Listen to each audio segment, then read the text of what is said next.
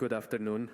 Welcome to the press conference regarding the meeting of President Petar Pavel with... We believe that a ceasefire is possible at any moment, even starting today, and should last at least 30 days to give diplomacy a real chance.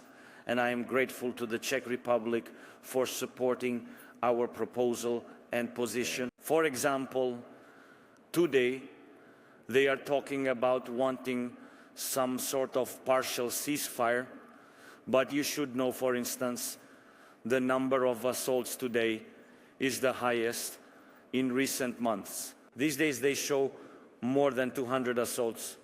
I had a report from General Syrský, the commander-in-chief. He told me that just yesterday, for example, there were more than 200 assaults. So there is no truce. There could be provocations, but it depends on the Russians.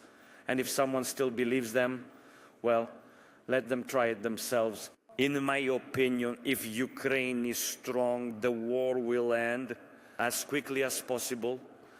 And all the present-day tools are in the hands, primarily, of the United States of America and our European colleagues.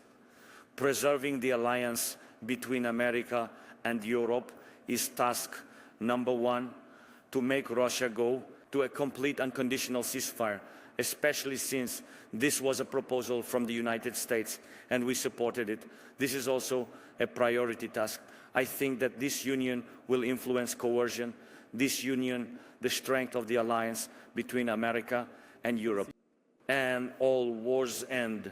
In any case, I am certain the war will end, just as long dictatorial regimes always end. Just as the life of any empire ends, which is built simply, well, built on such principles, principles of war, principles of disrespect for people, for their rights, essentially disrespect for human life. And we are counting on cooperation being fruitful this year as well.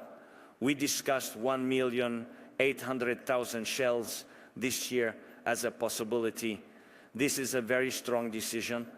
Tomorrow we will have a meeting with the defense companies of the Czech Republic.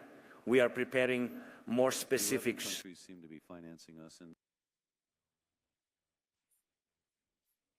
it should be noted that,